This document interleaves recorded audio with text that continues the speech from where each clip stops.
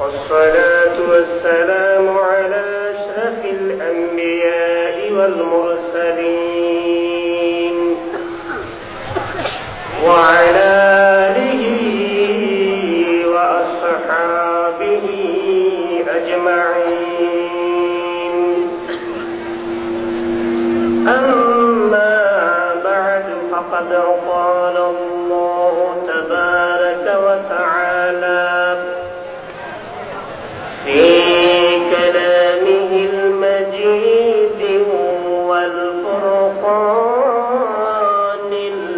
الحميد: أعوذ بالله من الشيطان الرجيم. আমার সাথে সবাই করুন: بسم الله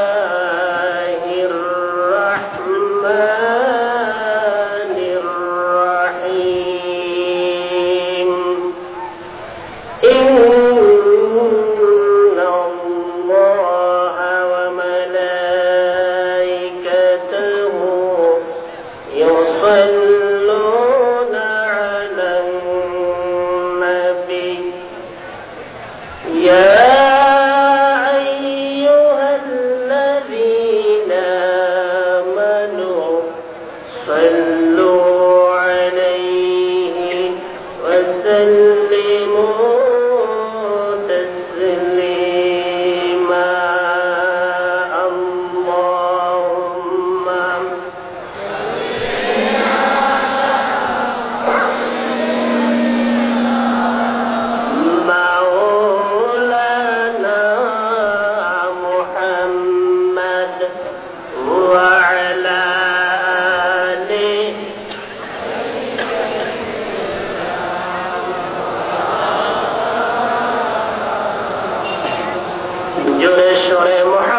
সাথে পড়ুন: আল্লাহুম্মা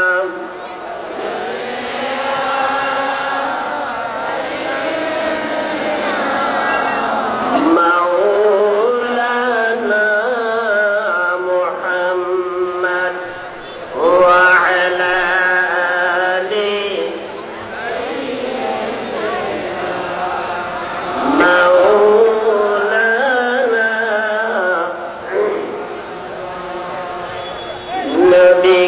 তোমায় ভালোবাসি, হৃদয়ের টানে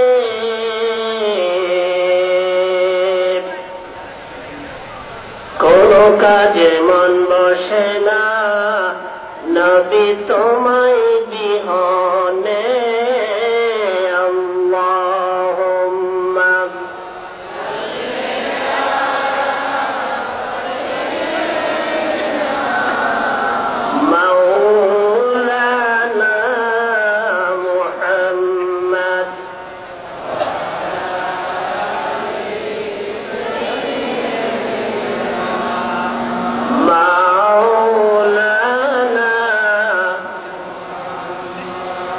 بلغ العلا بكماله كشف الدجى بجماله حسنت جميع خصاله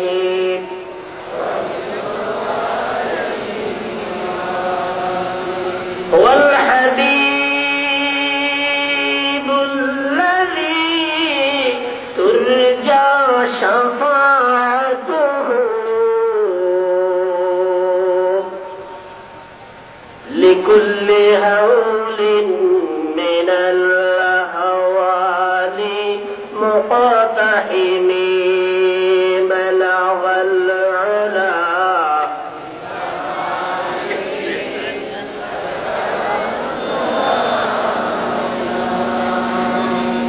حسنت جميع خصاله.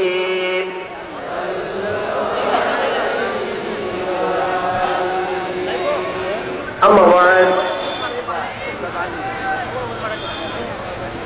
ঐতিহ্যবাহী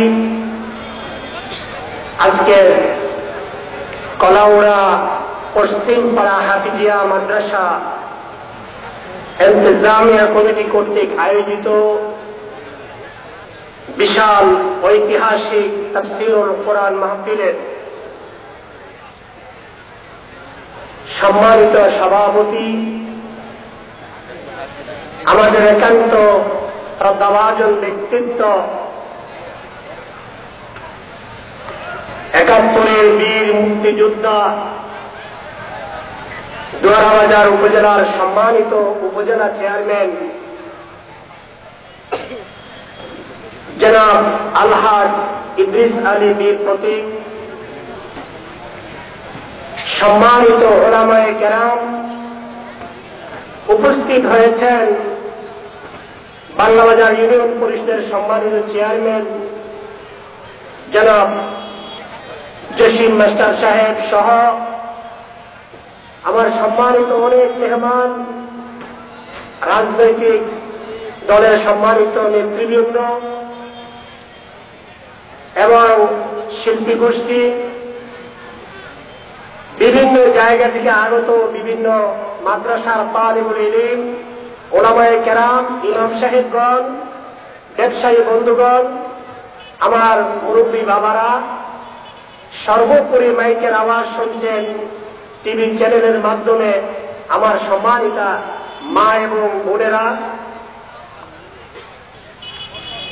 এবং আজকে এই মাহফিলের সম্মানিত প্রধান অতিথি, প্রবীণ এবং ঐতিহ্যশীল মুফাসসিরে কোরআন, আন্তর্জাতিক খ্যাতিসম্পন্ন বাংলাদেশের অত্যন্ত খ্যাতনামা ব্যক্তিত্ব পীরজাদা জনাব হাবিবুর রহমান সাহেব এবং ওনার সুযোগ্য সন্তান হযরত মাওলানা আবু বকর সাহেব সহ সম্মানিত অতিথিবৃন্দ, সাংবাদিক বন্ধুগণ এবং আইন শৃঙ্খলা বাহিনীর সম্মানিত সদস্যগণ, আমরা সকলে আল্লাহ পাকের শুকরিয়া আদায় করি এই মহতী তাফসীরুল কোরআন মাহফিলে আল্লাহ পাক আমাদেরকে আসার মতো বসার মতো সুযোগ দিয়েছেন। আমরা সকলে বলি আলহামদুলিল্লাহ। আপনারা দেখতে পাচ্ছেন এই মঞ্চে আমার সম্মানিত নেতৃবৃন্দ, শ্রদ্ধাভাজন ব্যক্তিত্বগণ বসে আছেন। অত্যন্ত ঝামেলা, অত্যন্ত ব্যস্ততম সময় ওনারা দিয়েছেন। অনেক দূর দূরান্ত থেকে আমার সম্মানিত ভাইয়েরা এসেছেন। আমরা একটি আশা আকাঙ্ক্ষা নিয়ে যে আজকে প্রধান অতিথির ওয়াজ আমরা ভালো করে শুনব ইনশাআল্লাহ। কর্তৃপক্ষ চিন্তা করেছে বেশি সময় দেরি করা হবে না, প্রধান অতিথি ইনশাআল্লাহ আপনাদের সামনে উপস্থিত হয়ে যাবেন কিছু সময়ের মধ্যেই। আমরা আল্লাহ তাবারাকা তাআলার কাছে দোয়া করছি এত বিশাল এই তাফসীরুল কোরআন মাহফিল আল্লাহ পাক যেন এই মাহফিলকে কবুল করে আমাদের সকলকে আল্লাহ রাব্বুল আলামিন কোরআনুল কারীমের সাথে আল্লাহ যেন জান্নাতে যাওয়ার তৌফিক দান করে। আমরা সকলে বলি আল্লাহুম্মা আমিন। আমাদের পরিচয়, সবচেয়ে বড় পরিচয় হচ্ছে আমরা মুসলমান। কি বলে ঠিক না? আমরা মুসলমান, তাতে কোনো সন্দেহ আছে? এটাই সবচেয়ে বড় পরিচয়। সুতরাং মুসলমানের মর্যাদা, মুসলমান ছিল পৃথিবীর সবচাইতে সর্বোত্তম জাতি। আল্লাহ পাক বলেছেন কুনতুম খায়রা উম্মাতিন উখরিজাত লিন-নাস, তোমরা হলে মানব জাতির সর্বোত্তম জাতি। আজকে মুসলমান ইহুদি, খ্রিস্টান, নাসারা, বেঈমানদের হাতে সারা পৃথিবীতে মুসলমানদের উপরে যে নির্যাতনের স্টিম রোলার চলছে, ইহুদি খ্রিস্টানরা মুসলমানদের রক্ত দিয়ে হরি খেলা খেলছে। মুসলমান যদি আজও ফিরে আসে, কোরআনকে যদি তাদের জীবনের পথে এসে রাখতে পারে, আজও সারা পৃথিবীতে মুসলমানরা শ্রেষ্ঠ জাতিতে পরিণত হবে, কোন সন্দেহ হবে?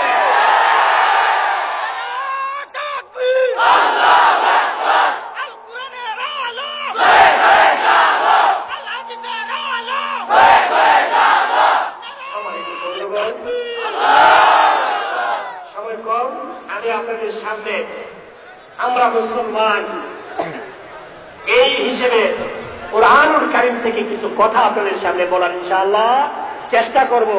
আপনারা দোয়া করবেন আল্লাহ পাক যেন আমাকে তৌফিক দান করে। ওমা তৌফিকি ইল্লা বিল্লাহ। আসুন আমার সাথে একটু তেলাওয়াত করে নিন।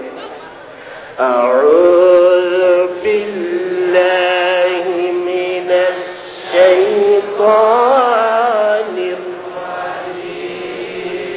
বিসমিল্লাহির রাহমানির রাহিম। ইয়ামুন্নুনা আলাইকা আন আসলামু قل لا تمنوا علي إسلامكم بل الله يمن عليكم أن هداكم للإيمان إن كنتم صادقين صدق الله العظيم। বন্ধুগণ, আমি কোরআন শরীফের সূরা আল হুজুরাতের আপনাদের সামনে 17 নম্বর আয়াত তেলাওয়াত করেছি।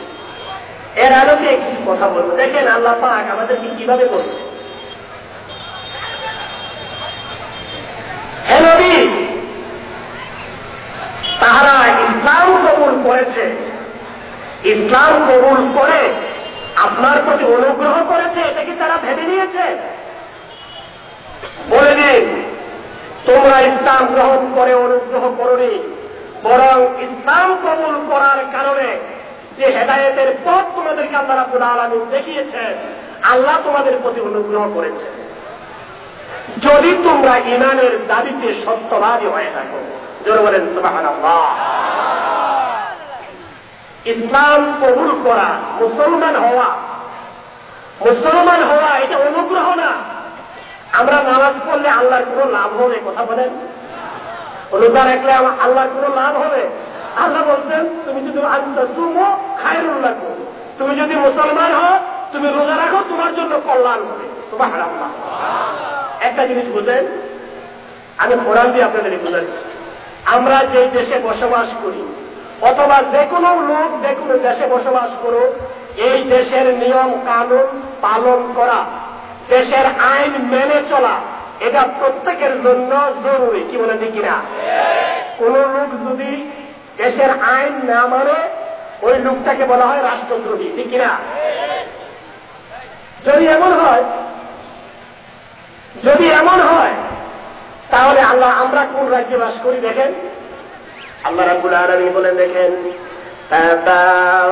তাবারাকাল্লাযী বিয়াদিহিল মুলকু ওয়া হুয়া আলা কুল্লি শাইইন কাদির।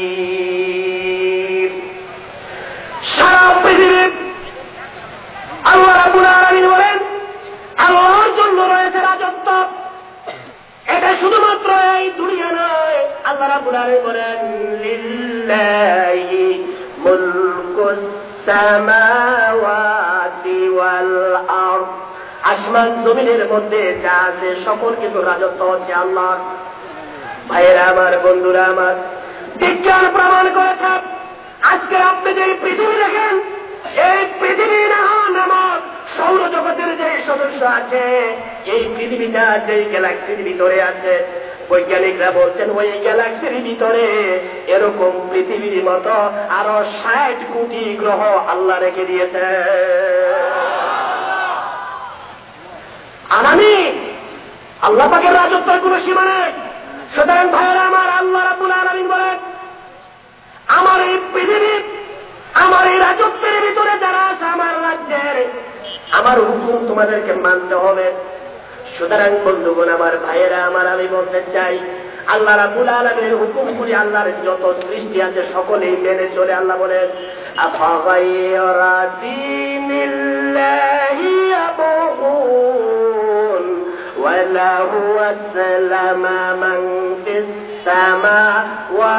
সামাওয়াতি ওয়াল ভিতরে, জমিনের উপরে, আকাশের নিচে আল্লাহর যত সৃষ্টি আছে সবাই স্বেচ্ছায় স্বেচ্ছায় আল্লাহর সবগুলি সৃষ্টি আল্লাহর হুকুম মেনে চলে। কেবলমাত্র মানুষকে আমি এখতিয়ার দিয়েছি, সে আমার হুকুম মানতেও পারে নাও মানতে পারে, দুটা যোগ্যতা দিয়েছি। আর কাউকে আমি সেই যোগ্যতা দেই নাই, তাকে যেইভাবে সৃষ্টি করেছি সকলে আল্লাহ রাব্বুল আলামিনের বিধান মেনে চলতেছে। বন্ধুগণ আমার, ভাইয়েরা আমার, আল্লাহ তাবারাকা তাআলা যত কিছু সৃষ্টি করেছেন, আমরা যদি মুসলমান হই, মুসলমান মানে অনুগত, আল্লাহর হুকুম যারা আমরা মানি, মুসলমান আল্লাহর গোলাম যারা আছে, আল্লাহর গোলামি প্রতিটি ধাপে ধাপে ধাপে ধাপে আপনি করা লাগে। স্বাধীন হয়ে আপনি চলতে পারেন না, আপনার মনে যা চায় তাই আপনি করতে পারেন না। দুনিয়ার অন্য কাজ তো দূরের কথা, এই যে এই গ্লাস দিয়ে গ্লাস পানি খাবেন, আপনার মনের ইচ্ছা মতো আপনি খেতে পারবেন না, এক টান দিয়ে খেয়ে ফেলবেন, এটা নয়।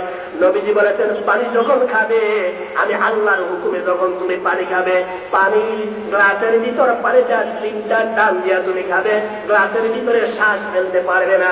জোরে বলেন সুবহানাল্লাহ। তাহলে আপনার তো পানি খাওয়াতে স্বাধীনতা নেই। শুধু কি তাই ভাইয়েরা আমার? শুধু তাই নয়, পানি খাওয়া তো দূরের কথা, আল্লাহ নবী দেখেন, আল্লাহর হাবিব বলেছেন, তুমি যখন খাওয়া সামনে নিয়ে বসো, কুলু মিন জাওয়ানিবিহা, একটা পাশ থেকে খাওয়া শুরু করো। তাহলে বোঝা গেল খাওয়া তো আমার স্বাধীনতা নাই, মনে যে দিক দিয়ে চাই দিক দিয়ে আমি খেতে পারবো না, পাশ দিয়ে আমাকে খেতে হবে। তরকারি ডেক থেকে বাড়তে হলে পাশ দিয়ে বাড়তে হবে। আল্লাহ রাব্বুল আলামিন শিখাইয়া দিলেন, একটা পাশ দিয়া তুমি বের করো, বাইরে একটা ওই যে পরিবেশন করো অথবা তুমি খাওয়া দাওয়া শুরু করো। তুমি যদি একটা পাশ দিয়া বিসমিল্লাহ বলে যদি খাওয়া শুরু করো, আল্লাহ রাব্বুল আলামিন গোটা খাবারের মধ্যে বরকত দান করবে। ভাইরা আমার, বন্ধুরা আমার, সুতরাং আপনি দেখেন আমাদের চলার মধ্যে, হাঁটার মধ্যে, খাওয়ার মধ্যে, খাইতে যদি যাই আমি, এই খাইতে গেলে আমি একজনের হুকুম মানা লাগে, তিনি হলেন আমার আল্লাহ। চলতে গেলেও আমার একজন হুকুম মানা লাগে। আল্লাহ রাব্বুল আলামিন বলেন, ইবাদুর রাহমানিল্লাযীনা ইয়ামশুনা হাওনা। তুমি যখন চলো, তোমার চলার পথে আস্তে আস্তে চলো, তুমি গর্ব করে অহংকার করে তুমি চলাফেরা করো না। আবার যখন তুমি কথা বলো মানুষের সাথে, আল্লাহ রাব্বুল আলামিন শিখাইয়া দিলেন, ইয়া আইয়ুহাল্লাযীনা আমানু তাকুল্লাহ ওয়া কুলু কাওলান সাদীদা। বান্দারা, তুমি যখন রাস্তাঘাটে চলাফেরা করো, মানুষের সাথে যখন কথাবার্তা বলো, অত্যন্ত নরম ভাবে কথা বলো, অত্যন্ত সুন্দর ভাবে তুমি কথাবার্তা বলো। তাহলে বোঝা গেল মুসলমানের প্রতিটি ধাপে ধাপে হুকুম মানতে হয় আল্লাহ। জোরে বলেন, কার হুকুম মানা লাগে? আল্লাহর হুকুম। প্রতিটি ধাপে আপনাকে মানতে হবে। আল্লাহ রাব্বুল আলামিন বলেন, মুসলমান হওয়া তুমি বাধ্য, আল্লাহর হুকুম মানতে তুমি বাধ্য। তুমি আল্লাহর হুকুম না মেনে চলার মতো তোমার কোনো ক্ষমতা নাই। তুমি আল্লাহ রাব্বুল আলামিনের যদি খাওয়া খাও, আল্লাহর আকাশ যদি তুমি চলতে চাও, আল্লাহর জমিনে যদি তুমি বিচরণ করতে চাও, দেখেন আল্লাহ রাব্বুল আলামিন বলেন, ইয়া মা'শারাল জিন্নি ওয়াল ইনস ইন ইসতাতা'তুম আন তানফুযু মিন আকফারিস السماوات والأرض فانفذوا لا تنفذون إلا بسلطان।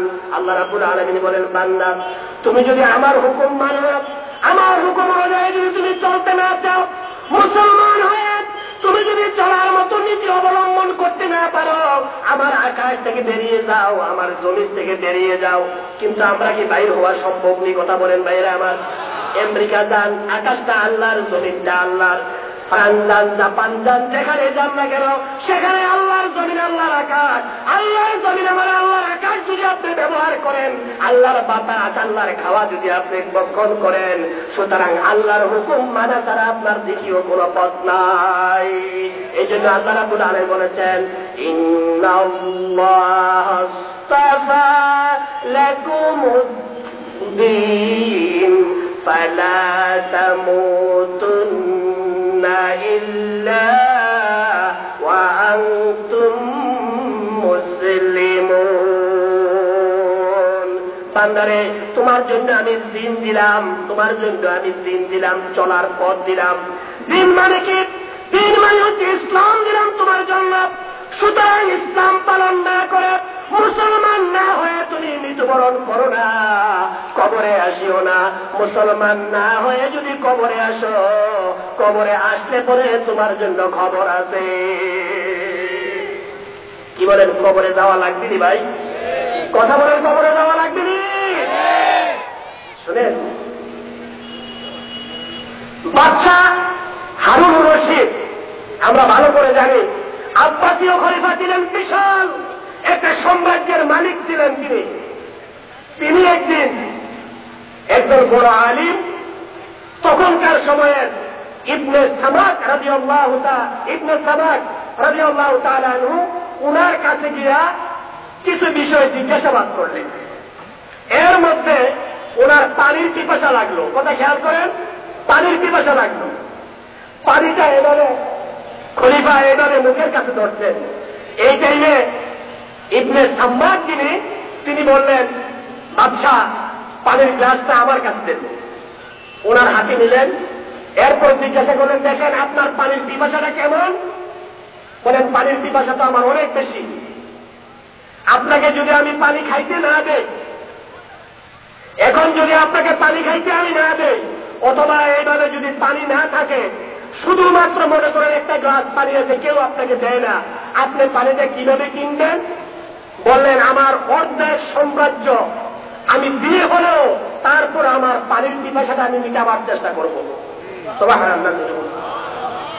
দেখেন, সামান্য পানি, কত পানি তো আমরা ফেলে দেই। পানিটা খাইলেন, খাওয়ার পরে আবার জিজ্ঞাসা করলেন ইবনে সাম্মাক রাদিয়াল্লাহু তাআলা আনহু, যে এবার আরেকটা প্রশ্ন আপনাকে করি, ওই পানিটা যে আপনার শরীরে গিয়েছে, এটা যদি স্বাভাবিকভাবে বাহির না হয়, পেশাবের রাস্তাটা যদি বন্ধ করে দেওয়া হয়, আপনার যখন যন্ত্রণা হবে ওই পানিটা বাহির করার জন্য আপনি কি করবেন? বললেন, পানিটা বের করার জন্য আমার আরো অর্ধেকটা সাম্রাজ্য আমি দিয়ে দেব, তারপর আমি সুস্থ হওয়ার চেষ্টা করব। তিনি জবাব দিলেন, এবার চিন্তা করে দেখেন, আপনার গোটা সাম্রাজ্যটার দাম আল্লাহ পাকের একমাত্র এক গ্লাস পানি। চিৎকার মেরে বলেন সুবহানাল্লাহ। একটা গ্লাস পানি, আল্লাহ পাকের নিয়ামত আমরা খাই। আল্লাহ রাব্বুল আলামিন, বন্ধুগণ আমার, আল্লাহ রাব্বুল আলামিন বলেন, বান্দারা আমার এই বিশাল নিয়ামতের ভিতরে তুমি ডুবে আছো, আমার নিয়ামত তুমি ভক্ষণ করে একটা দিন তুমি চিন্তা করলা না, এই নিয়ামত গুলি যার খাইলাম তার গোলামি আমি করতে পারলাম কি পারলাম না। সুতরাং আমার নিয়ামত যদি তুমি ভক্ষণ করো, তুমি মুসলমান হওয়া লাগবে, মুসলমান হওয়া হতে তুমি বাধ্য। বন্ধুগণ আমার, ভাইয়েরা আমার, আমি আপনাদের সামনে আরেকটা বিষয়ে কথা বলতে চাই। আল্লাহ তাবারাকা তাআলা বলতেছেন, সুতরাং ভাইয়েরা আমার, আল্লাহ তাবারাকা তাআলা মুসলমান হওয়া আল্লাহ রাব্বুল আলামিন যেভাবে মর্যাদা দিয়েছেন, মুসলমান হওয়ার ব্যাপারে আল্লাহ তাবারাকা তাআলা কিরকম মুসলমান ছিলেন, আমি সময় কম, একটা উদাহরণ শুধু আপনাদের কাছে আমি দিব। আল্লাহর নবীর সাহাবী হযরত সাঈদ বিন আমর আল-জুমহি রাদিয়াল্লাহু তাআলা আনহু, কথাটা ভালো করে খেয়াল করেন। অনেক সাহাবায়ে কেরামের জীবনী আমরা জানি। সাঈদ বিন আমর আল-জুমহি রাদিয়াল্লাহু তাআলা আনহু, তিনি আল্লাহর রাসূলের একজন কাছের সাহাবী ছিলেন। রাসূল ইন্তেকাল হয়ে গেলেন। হযরত ওমর ফারুক রাদিয়াল্লাহু তাআলা আনহুর সময়ে এই হযরত সাঈদ বিন আমর আল-জুমহি রাদিয়াল্লাহু তাআলা আনহুকে বিশাল বড় এলাকা হয়ে গেল। সিরিয়ার কাছে হিমস নামক একটা এলাকা, ওই এলাকার গভর্নর বানিয়ে দিলেন খলিফাতুল মুসলিমিন হযরত ওমর ফারুক রাদিয়াল্লাহু তাআলা আনহু। গভর্নর বানানোর পরে ওনাকে যখন গভর্নর বানালেন, গভর্নর বানানোর পরে হঠাৎ করে একদিন ওই এলাকার কিছু লোকজন খলিফার কাছে গেছে, কেন্দ্রীয় সরকার খলিফাতুল মুসলিমিন হযরত আবু ওমর রাদিয়াল্লাহু তাআলা আনহুর নিকটে গেলেন।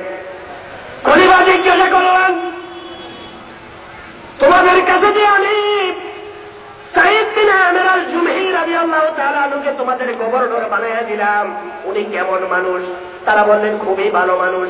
তাহলে তোমরা একটা কাজ করো, তোমাদের এলাকার কিছু গরিব দুঃখী মানুষের নাম তালিকা আমার কাছে দাও, তাদেরকে টাকা পয়সা দিয়ে আমি পুনর্বাসন করে দেব। এই কথা যখন বলা হলো, বলার সাথে সাথে তারা তালিকা দিলেন, কয়েকজন মানুষের তালিকা দিলেন। প্রায় 200-250 মানুষ হবে। 200-250 মানুষের তালিকা যখন হযরত ওমর রাদিয়াল্লাহু তাআলা এর কাছে দেওয়া হলো, দেখলেন প্রথম নম্বরের নামটা ওই যে গভর্নর হযরত আমির আল-জুমহি রাদিয়াল্লাহু তাআলা আনহুর। তোরা বলেন সুবহানাল্লাহ। চিন্তা করে দেখেন, অর্থাৎ সবচাইতে গরিব যে মানুষটা, এই মানুষটা হলেন এই এলাকার গভর্নর। সুবহানাল্লাহ। এরপরে দেখলেন হযরতে ওমর ফারুক রাদিয়াল্লাহু তাআলা স্পেশাল তিনি ওনার নিজের কাছ থেকে 1 লক্ষ তখনকার সময়ের দিরহাম ভর্তি করে একটা থলির ভিতরে দিয়া পাঠাইয়া দিলেন। আমার এই গভর্নরের কাছে গিয়া এই টাকাটা দিয়ে দিলেন, ওনার ছেলে সন্তানদেরকে নিয়ে, যাতে করে তিনি ভালোভাবে চলাফেরা করতে পারে, যাতে করে উনি সুখী সমৃদ্ধি হতে পারে। ওই টাকাটা ওনার হাতে দিয়ে যখন দিলেন, খলিফা এই টাকাটা দেওয়ার পরে যখন তিনি সাইদ বিন আমির আল-জুমহি রাদিয়াল্লাহু তাআলা আনহুর কাছে গিয়া দিলেন এই থলিটা দেওয়ার সাথে সাথে খলিফা রাদিয়াল্লাহু আনহু সময় আল্লাহর নবীর সাহাবী এবার বড় করে পড়লেন, ইন্না লিল্লাহ ইন্না লিল্লাহ ইন্না লিল্লাহ। ওনার ছেলে, ওনার সাহাবী, ওনার বিবি সাইদ বিন আমির আল-জুমহি রাদিয়াল্লাহু তাআলা আনহুর বিবি এবার দৌড়ে আসলেন, স্বামী আপনার কি কোনো সমস্যা হয়েছে নাকি? আমাদের খলিফা মারা গেছে নাকি? কারণ কোন মানুষ মারা গেলে পরে ইন্না লিল্লাহ পড়া হয় দেখি না, বড় বিপদ হলে ইন্না লিল্লাহ পড়া হয়। এই কথা যখন তিনি শুনলেন, খলিফা মারা গেছেন না, এর চেয়ে বড় বিপদ। আপনার খেলাফতের ভিতরে, আপনার ইউর ভিতরে, আপনার আয়াতের ভিতরে কোন লোক মারা গেছে না, এর চাইতে বড় বিপদ। এর চাইতে বড় বিপদ মানে কি? দেখো, আমার ঘরের ভিতরে দুনিয়া ঢুকে গেছে। জোরে বলেন সুবহানাল্লাহ। দুনিয়া ঢুকে গেছে। তিনি ভয় পাইলেন যে দুনিয়া ঢুকে গেছে আমার ভিতরে, কারণ খলিফা আমার বাড়িতে টাকা পাঠাইছে, এই টাকা আমি চাই না, এই টাকার জন্য আমি খাই না। জোরে বলেন সুবহানাল্লাহ। কিভাবে ভয় করেছেন ভাইয়েরা আমার? দুনিয়া অনেক মানুষ আছে দুনিয়ার প্রতি ভোগ বিলাসী হয়, আবার অনেক মানুষ আছে দুনিয়ার প্রতি ভোগ বিলাসী হয় না। আল্লাহর নবীর সাহাবায়ে কেরামের মধ্যে অনেক সাহাবায়ে কেরাম ছিলেন, জীবনে তাদের জন্য কোনদিন একটা ঘরের জায়গা করেন নাই, একটা বাড়ির জায়গা করেন নাই। আমরা তো আজকে দুনিয়া লইয়া পাগল হয়ে গেছি, নামাজ রোজার কোনো খবর নাই, দোকান নিয়ে, ব্যবসা নিয়ে, বাণিজ্য নিয়ে, চাকরি নিয়ে, বিদেশ নিয়ে আমরা পাগল হয়ে যাই। আল্লাহ রাব্বুল আলামিনের হুকুমের কোনো তোয়াক্কা আমরা করি না। সুতরাং ভাইয়েরা আমার, দেখেন আল্লাহর নবীর সাহাবী হযরতে সাইদ বিন আমির আল-জুমহি রাদিয়াল্লাহু তাআলা আনহু সাথে সাথে ওই যে টাকাগুলি ওনার হাতে ছিল, ওই টাকাগুলির সাথে সাথে গরিব মিসকিনদের মধ্যে বন্টন করে দিলেন। জোরে বলেন সুবহানাল্লাহ। সুতরাং ভাইয়েরা আমার, বন্ধুরা আমার, আমি কথা শেষ করছি, মূল ঘটনা বলা আমার উদ্দেশ্য না। এরকম একজন তাকওয়াশীল মানুষ, এমন একজন পরহেজগার মানুষ, যিনি আল্লাহ রাব্বুল আলামিনের প্রতি এত ভালোবেসেছেন, উনার জীবন যাবতীয় সহায় সম্পদ, যাবতীয় সকল কিছু বিসর্জন দিয়েছেন।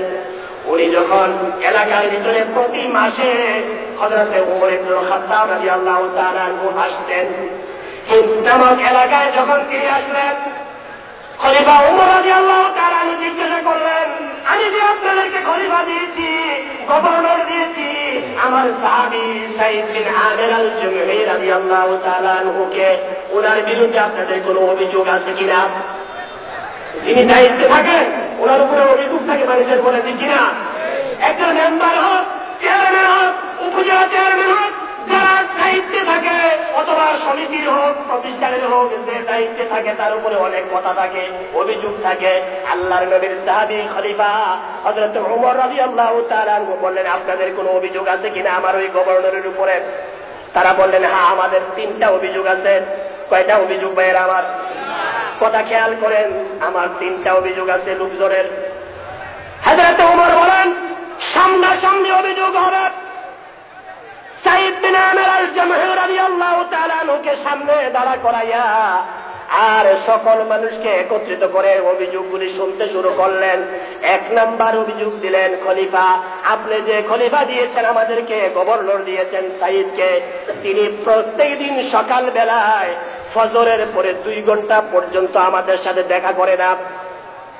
ফজরের পরে 2 ঘন্টা দেখা করে না। হযরত ওমর রাদিয়াল্লাহু তাআলা আনহু জিজ্ঞাসা করলেন, সাইদ, সাইদ এই অভিযোগের জবাব আপনি দেন। সাইদ রাদিয়াল্লাহু তাআলা আনহু দাঁড়ায় গেলেন, খলিফা আমি বলতে চাইছিলাম না, তারপরে আমার অভিযোগ যে এসেছে আমি বলতেছি। 9টা পর্যন্ত কাজ করার পর কারণ হলো, দেখা না দেওয়ার কারণ হলো আমার বিবি অসুস্থ অবস্থায় আছে, ঘরে কোনো চাকর বাকর নাই, ঘরের যত কাজ আছে খাওয়া দাওয়া রেডি করা পর্যন্ত সময়টা ঘরের ভিতরে আমার থাকতে হয়। তার কারণে 2 ঘন্টা মানুষের সাথে আমি দেখা সাক্ষাৎ দেই না। জোরে বলেন সুবহানাল্লাহ। একজন গভর্নর, কাজের লোক নাই, আপনি চিন্তা করে দেখেন। 2 নাম্বার কি অভিযোগ আছে? এই সময়ে লোকজনকে জিজ্ঞাসা করলেন, 2 নাম্বার অভিযোগটা আপনাদের কি বলেন? ওই সময় হিন্দ এলাকার মানুষ বললেন, খলিফা 2 নাম্বার অভিযোগ হলো রাতের এশার নামাজের পরে আর ফজর পর্যন্ত রাতের বেলায় আমরা ওনাকে পাই না। ডাকলেও বসায় গিয়ে তিনি জবাব দেন না। এর জবাব দেন। ওই সময় সাইদ বিন আমির আল-জামহি রাদিয়াল্লাহু তাআলা আনহু বললেন, হে খলিফাতুল মুসলিমিন, আমি বলতে চাইছিলাম না, কারণ কোন আমল করা যদি লোক দেখানো হয়, মান সাল্লা ইউরাই ফাকাদ আশরাকা, কোন মানুষ যদি নামাজ পড়ে আর যদি মনে মনে ভাবে এটা আমার লোকে দেখো, এটা শিরক হবে। মান তাসাদ্দাকা ইউরাই ফাকাদ আশরাকা, কোন মানুষ যদি সাদকা করে আর মানুষের জানো এটা যদি মনে করে এটা তার জন্য শিরকে পরিণত হয়ে যায়। সুতরাং 2 নাম্বার অভিযোগ তিনি বললেন, এটা আমি বলতে চাইছিলাম না। এই কারণ হলো আমি রাতের বেলায় দেখা করি না, তার কারণ হলো দিনের বেলায় মানুষের জন্য খেদমতের কাজে আমি লাগাই, মানুষের জন্য দিলাম, আর রাতের বেলাটা আমি আমার মাওলার জন্য রেখেছি, আল্লাহর গোলামি করে সারা রাত আমি কাটাইয়া দে। তাই না আমার, এটা তো অভ্যাস সকল মানুষের হয় না। আল্লাহ রাব্বুল আলামিন বলেন এটা খুব কম মানুষের হয়। সকল মানুষ এই গুণে গুণান্বিত হতে পারে না। শেষ রাত্রে আল্লাহ তাবারাকা তাআলাকে ডাকার মতো সুযোগ সকল মানুষের হয় না। ওয়া কানু কালিলাম মিনাল লাইলি মা ইয়াহজাউন, কম সংখ্যক লোককে আল্লাহ এই সুযোগ দিয়েছেন। ওয়াল্লাযীনা ইয়াবিতুনা লিরাব্বিহিম সুজ্জাদাও ওয়া কিয়ামা, আল্লাহ পাকের অনেক বান্দা আছে শেষ রাতের বেলায় দাঁড়ায়া নামাজ পড়ে পড়ে আল্লাহর গোলামির জন্য রাত্রা কাটাইয়া দেয়। সুবহানাল্লাহ। সুতরাং ভাইয়েরা আমার, বন্ধুরা আমার, রাত্রে শেষ রাত্রিটা হলো বান্দার জন্য আল্লাহর সাথে কথা বলার একটা উন্নত মাধ্যম। কবি বলেছেন, শাবা আমাদ কা রে সদা শেখে বাজা, শাবা আমাদ পরদা হেদার শেখে বাজা, শাবা আমাদ পরদা হেদার শেখে বাজা, খুশনু মায়াদ নালায় শাবায় তু চৌক আদারম বয়ার বাহায় তু, চৌক আদারম বয়ার বাহায় তু। রাত্র যখন গভীর হয়ে যায়, দুনিয়ার মানুষ যখন ঘুমাইয়া যায়, ঘুমন্ত অবস্থায় একটা লোক যখন নিরিবিলি যায় নামাজে দাঁড়াইয়া, যায় নামাজে বসে যখন বলে, আল্লাহ আমার গুনার খবর পৃথিবীর তুমি ছাড়া আর কেউ জানে না গো মাবুদ, দয়া করে তুমি আমার জীবনের গুনাহ মাফ করে দাও। এমন হতে পারে বান্দা যখন চোখের পানি ছেড়ে কান্দে, আল্লাহ রাব্বুল আলামিন বলেন ওই চোখের পানিটা নাকে বরাবর আসার আগে আগে আল্লাহ রাব্বুল আলামিন ওই বান্দার জীবনের গুনাহ মাফ করে দেয়। সুতরাং ভাইয়েরা আমার, বন্ধুরা আমার, বলতে চাই কুরআনুল কারীম আল্লাহ রাব্বুল আলামিন বলছেন, সুতরাং ভাইয়েরা আমার, আল্লাহ তাবারক ওয়া তাআলা আল্লাহর বান্দাদেরকে এই সব সুযোগ দিয়েছেন। একটা হাদিস শরীফে দেখলাম ভাইয়েরা আমার, এই পৃথিবীটা টিকে আছে এই যে আল্লাহর নাফরমানি করি আমরা, আল্লাহর নাফরমান, আল্লাহ রাব্বুল আলামিনকে মানে কতজন লোক? সারা পৃথিবীতে 1 বছর আগের হিসাব হলো 700 কোটি মানুষ এই পৃথিবীতে আছে। এর মধ্যে 150 কোটি হচ্ছে মুসলমান। তাহলে বেশিরভাগ লোকেরাই তো আল্লাহকে মানছে না, আল্লাহর বিরোধী, আল্লাহর বিদ্রোহী। আল্লাহ রাব্বুল আলামিন বলেছেন পৃথিবীতে এমন কিছু লোক আছে শেষ রাত্রে উঠে তাহাজ্জুদ নামাজ আদায় করে আমার গোলামি করে তাদের জন্য এই পৃথিবীটা আমি রেখে দিয়েছি। সুবহানাল্লাহ। এছাড়া যদি হতো কাফের, মুশরিক, বেঈমান, নাস্তিক, মুরতাদ, তাদের ক্ষেত্রে নবীজি বলেছেন, আল্লাহ রাব্বুল আলামিন হাদিসে কুদসি বলেছেন, এই পৃথিবীটাকে যদি আমি মশার দানার মতো দাম দিতাম। মশার দানা বলতে একজন মানুষ যদি সারা জীবন মশা মারে, মশাটা মেরে যদি জমা করে, এই মশাটাকে 1 পয়সা দিয়ে কেউ কিনবে? জোরে বলেন, কেউ কিনবে? আল্লাহ তাবারক ওয়া তাআলা বলেন যদি মশার দানার মতো আমি দাম দিতাম, কাফের, মুশরিক, বেঈমান, নাস্তিক, মুরতাদকে একটু পানি কেনার মতো ক্ষমতা দিতাম না। সুতরাং এই পৃথিবীতে আল্লাহ সুযোগ দিয়েছেন, পরীক্ষার হল, লিখতে থাকেন, যা লেখার মনে চায় লিখতে থাকেন, পরবর্তীতে নাম্বার দেওয়া হবে। পরীক্ষার হলে যেরকম বাধা দেওয়া হয় না, মানুষকে আল্লাহ রাব্বুল আলামিন বাধা দিচ্ছেন না, মনে যেভাবে চায় সেভাবে আমরা করতেছি, কিন্তু এর ফলাফল আল্লাহ রাব্বুল আলামিন প্রকাশ করবেন। সেই সময় তো আল্লাহ পাকের কাছে আছে, বলে বলে দেখি না। মনে করবেন ভাইয়েরা আমার, মনে করবেন এই যে আমরা বসে আছি, এই যে জায়গা, ওই জায়গাটা আল্লাহ রাব্বুল আলামিনের কাছে সেদিন সাক্ষী হয়ে যাবে। এই লোকগুলি মাহফিল শুনেছে, কোরআন শুনেছে, আবার কিছু কিছু মানুষ আছে যারা গান শুনবে, মদের আড্ডায় যাবে, সুরের আড্ডায় যাবে, ব্যভিচার করবে। যেই জায়গার ভিতরে ব্যভিচার হবে, অন্যায় হবে, সেই জায়গাটা আল্লাহ রাব্বুল আলামিনের দরবারে সেদিন সাক্ষী দিবে, আল্লাহ ওই আমার উপরে থেকে নাফরমানি করেছে, নাকাম করেছে, তাদেরকে শাস্তি দেওয়া ছাড়া কেউ থাকতে পারবে না। ওই জমিনগুলি আল্লাহ রাব্বুল আলামিনের দরবারে সাক্ষী দিবে। ইয়াউমাইযু তুহাদ্দিসু আখবারাহা, সেদিন আল্লাহ রাব্বুল আলামিন সব খবর বলে দিবে। জমিন পাপ লুকানোর ক্ষমতা কারো নাই। আল্লাহ যদি তাদের ক্ষমা না করেন, আল্লাহ রাব্বুল আলামিন যদি কোনো ব্যক্তির উপরে রহম না করেন, পাপ লুকাইয়া আল্লাহকে ফাঁকি দিয়া জান্নাত থেকে, জাহান্নাম থেকে রক্ষা পাওয়ার কোন সুযোগ অপরাধীর নাই। সুতরাং অপরাধ করলে এটা গোপন থাকে না। আল্লাহ তাবারক ওয়া তাআলা রেকর্ডের পর রেকর্ড, রেকর্ডের পর রেকর্ড আল্লাহ তাবারক ওয়া তাআলা রেখে দিয়েছেন ভাইয়েরা আমার। সুতরাং আমাদেরকে আল্লাহ পাককে ভয় করতে হবে, আল্লাহ পাকের দিন, আল্লাহ পাকের হুকুমের ভিতরে আমাদেরকে ঢুকে যেতে হবে। আল্লাহ তাবারক ওয়া তাআলা বলছেন, ইয়া আইয়ুহাল্লাযীনা আমানু দুখুলু ফিস-সিলমি কাফা ওয়ালা তাত্তাবিউ খুতুওয়াতিশ শাইতান ইন্নাহু লাকুম আদুউম মুবিন। বান্দারে, হে দুনিয়ার মানুষ, হে ইমানদারেরা, হে ইমানদারেরা, ইসলামের ভিতরে পরিপূর্ণভাবে দাখিল হয়ে যাও। তুমি যদি পরিপূর্ণভাবে দাখিল না হও, অ্যাক্সিডেন্টের তোমার সম্ভাবনা আছে।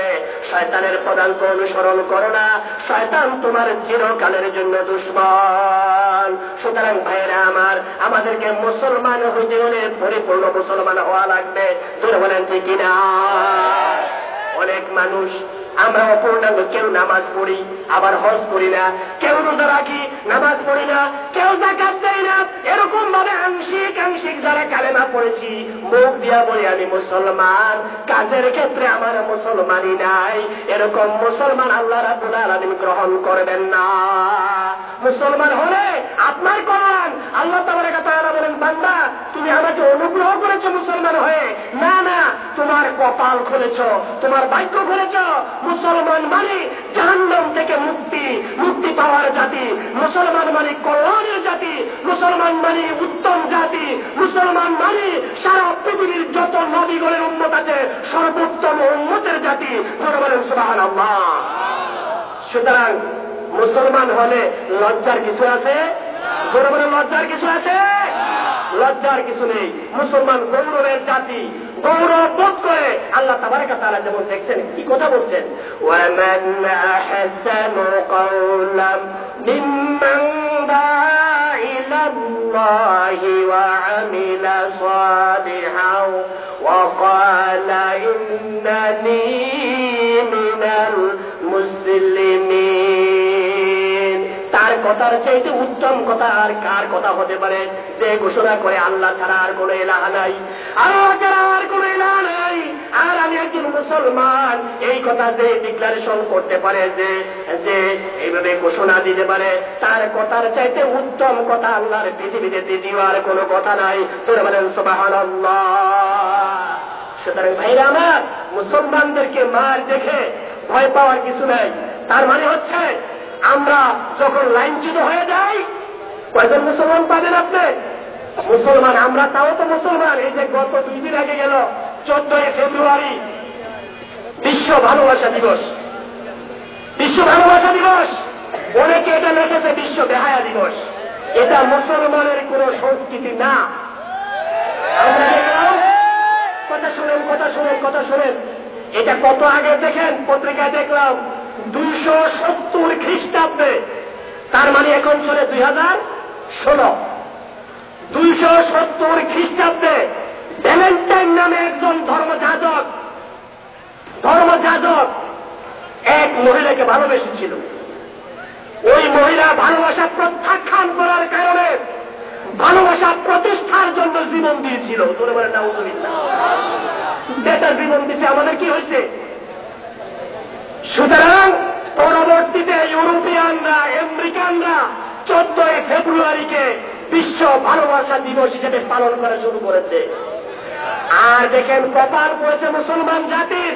ইউরোপিয়ানরা করুক, আমেরিকানরা করুক, বাংলাদেশের মুসলমানরা ফেসবুকে লিখেছে যে 14 ফেব্রুয়ারি গোপনভাবে আগে পালন হইত, এখন ঢাকাতে প্রকাশ্যে পুলিশি পাহারায় যুবতীদেরকে ডেকে চুম্বন করা হবে। তোরা বলেন নাউজুবিল্লাহ। এরা কারা? এরা মুসলমান না? এদের নাম মুসলমান না? এদের ভোটার তালিকা মুসলমান না? এদের অ্যাসেসমেন্ট তালিকা মুসলমানের সন্তান। কিন্তু আমরা জানি না কোত্থেকে সৃষ্টি হয়েছে ইহুদি খ্রিস্টানদের নামদারি করা ওই সমস্ত সংস্কৃতি আমরা আজকে লালন করি। মুসলমানের সন্তানরা ভ্যালেন্টাইন দিবস বলে, বিশ্ব ভালোবাসা দিবস বলে কোন অনুষ্ঠান পালন করতে পারে না। সুতরাং বন্ধুগণ আমার, ভাইরা আমার, সবচাইতে আশ্চর্যের বিষয় হল বাংলাদেশ থেকে যিনি প্রতারিত হয়েছেন মুসলমানদের আন্দোলনের কারণে, জাহানারা কি জানি, তাসলিমা নাসরিন এটা প্রমাণ করেছে যে আমরা এভাবে চুম্বন করবো কেন? ঘটনা যা আছে সবটা পরিষ্কার করলেই তো হয়। জোর বলে নাউজুবিল্লাহ। এত বড় বেহায়াত, এত বড় বহায়াত ওই সমস্ত লোকগুলি মুসলমানদের কপাল পড়েছে, কলঙ্ক এনেছে। এরা মুসলমানরা এই হুদিদের দালাল। সুতরাং ওই সমস্ত সংস্কৃতির সাথে মুসলমানদের কোন সম্পর্ক থাকতে পারে না। আমরা সবচাইতে গৌরবের জাতি। আমরা আমাদের একমাত্র পরিচয় আমরা মুসলমান। আল্লাহ তাবারক ওয়া তাআলা বলেছেন মুসলমানই হচ্ছে পৃথিবীর সর্বোত্তম জাতি। মুসলমান যতদিন থাকবে মুসলমানের জন্য পৃথিবী। মুসলমান যেদিন থেকে বিদায় হয়ে যাবে সেদিন আর পৃথিবী নামক এই জায়গা থাকবে না। সুতরাং ভাইরা আমার, আসুন আমরা আল্লাহ তাবারক ওয়া তাআলা যে আহ্বান করেছে, ওয়ালা তামুতুন্না ইল্লা ওয়া আনতুম মুসলিমুন, বান্দা মুসলমান না হয়ে মৃত্যুবরণ করো না। সুতরাং মুসলমান হইয়া মরতে আমরা রাজি আছি ভাই, মুসলমান হইয়া মরতে রাজি আছি। তাহলে রাজি থাকলে হবে আল্লাহ তাবারক ওয়া তাআলার এই যে আহ্বান, এই আহ্বানে আমাদেরকে সাড়া দিতে হবে। আমাদেরকে দেখেন, এটি বড় কোনো জিনিস না, জানলেই হয় একটা মানুষের নখ কাটা থেকে শুরু করে চুল কাটা পর্যন্ত, গোটা শরীর, ঘুমানো থেকে শুরু করে কবর পর্যন্ত, পারিবারিক জীবন থেকে আমার রাষ্ট্রীয় জীবন পর্যন্ত সর্বত্রে আমার জীবনটা যদি আমি চিন্তা করি, আমি আমার নবীর তরিকা আল্লাহ রাব্বুল আলামিনের হুকুম অনুযায়ী আমি চালাবো, এই সিদ্ধান্ত নিয়ে যদি আমি চলা শুরু করি, আমার ঘুম, আমার খাওয়া, আমার নামাজ, আমার রোজা আল্লাহ তাবারক ওয়া তাআলা যেভাবে চেয়েছেন, আমার সাথে পড়ুন, কুল্লি ইন্না সালাতি ওয়া নুসুকি ওয়া মাহইয়ায়া ওয়া মামাতি লিল্লাহি রাব্বিল আলামিন। এই নবী আপনি বলুন, আমার নামাজ, আমার কুরবানি, আমার হজ, আমার যাকাত, আমার জীবন, আমার মৃত্যু সব আল্লাহর জন্য। বলেন সুবহানাল্লাহ। শুয়ে পড়েন আল্লাহুম্মা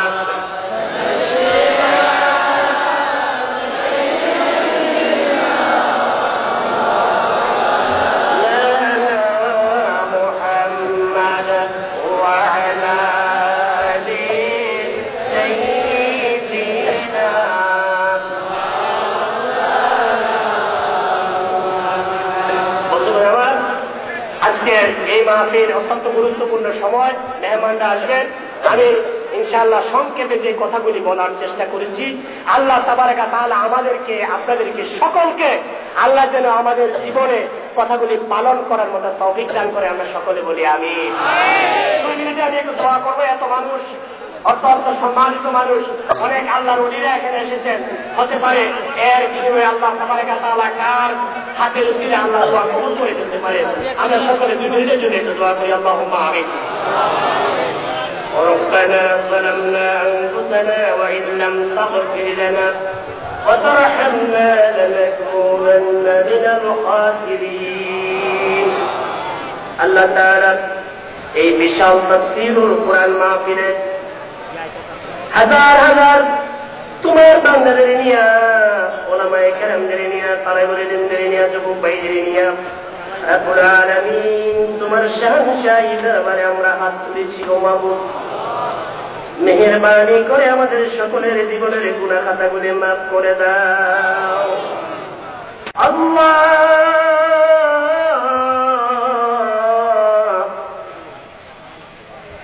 এই মাহফিলে কার হাত জানি তুমি পছন্দ করো মাবুদ।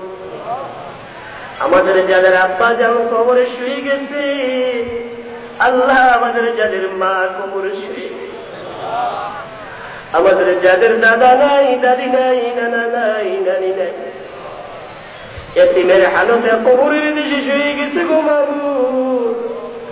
আল্লাহ আমাদের সকল মুর্দেগানদের কবর জান্নাতের টুকরা বানায়া দাও। রব্বুল আলামিন, আয় আল্লাহ তাআলা এই মাহফিলের আওয়াজ থেকে আখির পর্যন্ত কবুল করো। তোমার বান্দারা কার মনে কি নেক আশা লইয়া হাজির হয়ে গেছে আজকের এই মাহফিলে, আল্লাহ মেহেরবানি করে মনের নেক বাসনাগুলি পূর্ণ করে দাও। রব্বুল আলামিন, আয় আল্লাহ তাআলা, রব্বুল আলামিন মেহেরবান খোদা, আমাদের এই এলাকার উপরে তোমার রহম করম নাজিল ফরমাও। এলাকার জমিনগুলি উর্বর বানায়া দাও। এই মাহফিলের আওয়াজ থেকে আখির পর্যন্ত কবুল করো। এই মাহফিল আয়োজন করতে গিয়া যে সকল বান্দারা যে যেইভাবে সহযোগিতা করেছে, টাকা পয়সা দিয়া, শ্রম বুদ্ধি মেধা যে যেইভাবে সহযোগিতা করেছে, শোনার জন্য যারা এসেছে, আল্লাহ মেহেরবানি করে আমাদের সকলের জন্য হাসরের দিনে নাজাতের ওসিলা বানায়া দাও। ربنا تقبل منا إنك أنت السميع العليم وتب علينا يا مولانا إنك أنت التواب الرحيم واجعل ربنا خواتمنا لا إله إلا الله محمد رسول الله.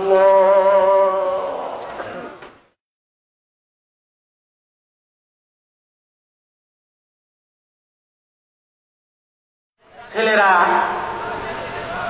হামনার পরিবেশন করলো। তো ছাত্র জীবনে যেহেতু আমিও শিল্পী ছিলাম, সাইমন শিল্পী গোষ্ঠীর, ওদের সঙ্গীত দেখে আমারও মনে আগ্রহ জাগলো যে আমি একটি নাচের আসল শোনাবো। তারপর আব্বা আসার আগ পর্যন্ত কোরআন হাদিসের আলোকে কিছু ওয়াজ নসিহত করে আপনাদেরকে শোনাবো।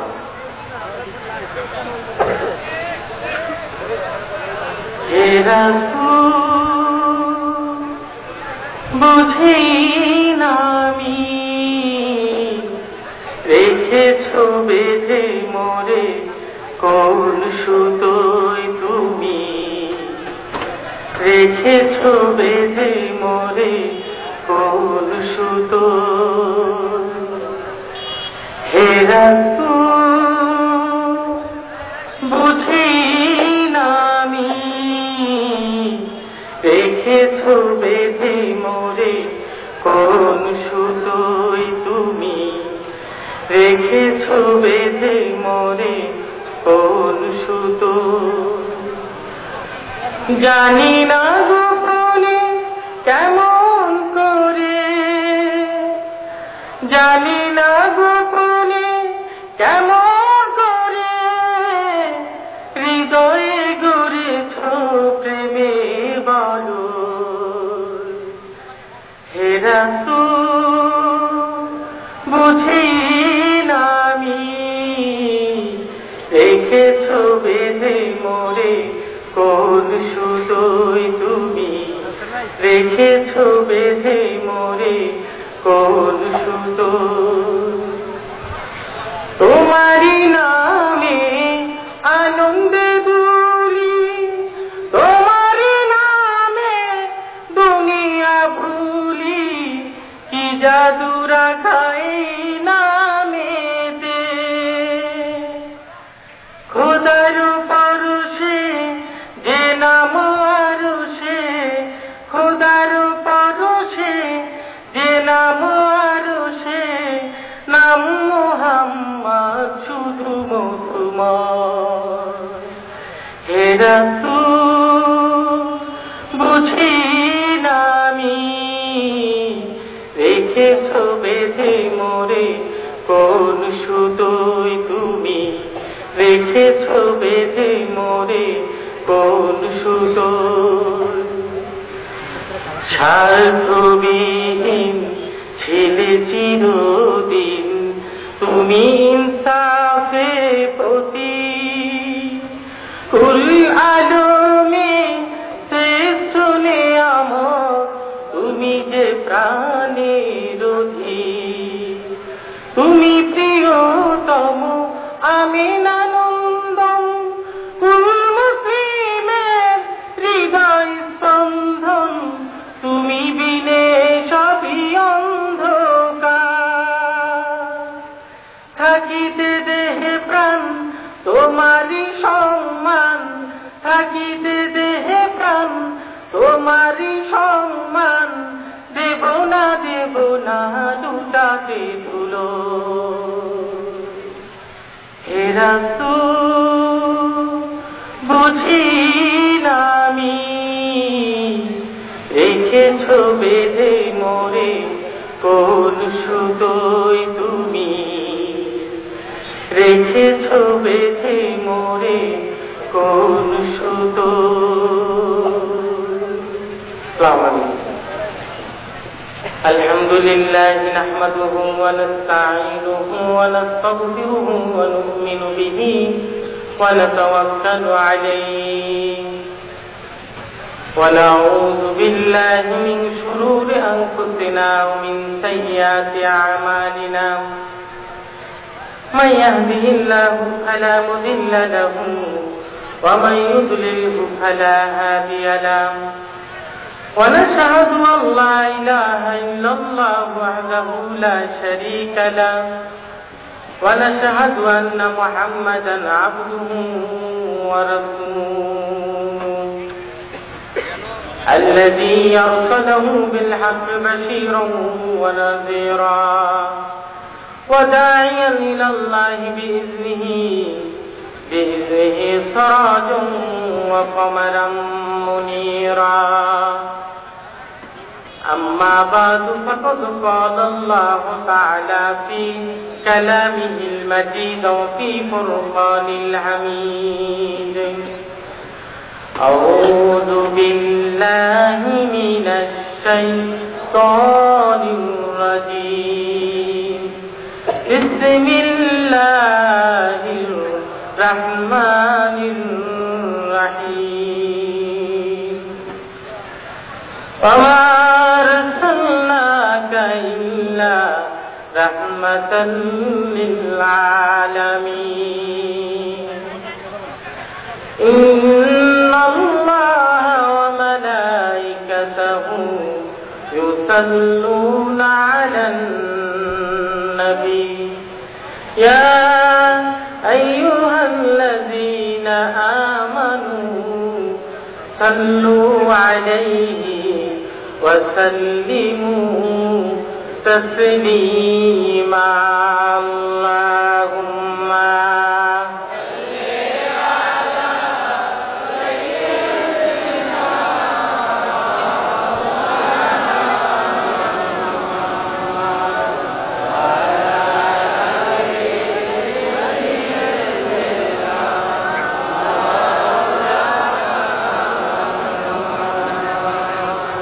জোরে জোরে পড়ো দুরূদ ও মুমিন ভাই বসিয়া মোদের দুরূদ শোনেন নবীজি রওজা পাকে শুইয়া আল্লাহুম্মা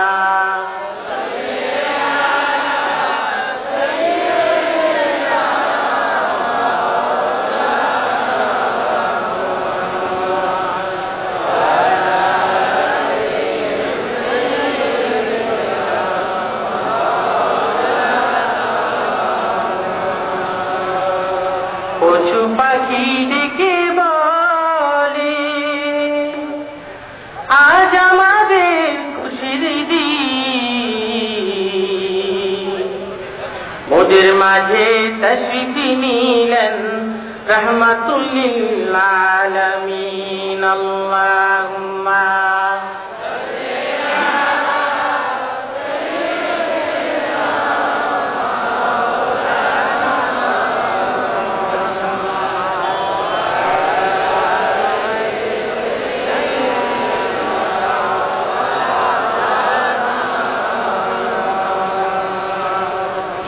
तूने अता मोहम्मद से तो हम तेरे हैं ए जहाँ चीज है किया लोहो कलम तेरे हैं अल्लाहुम्मा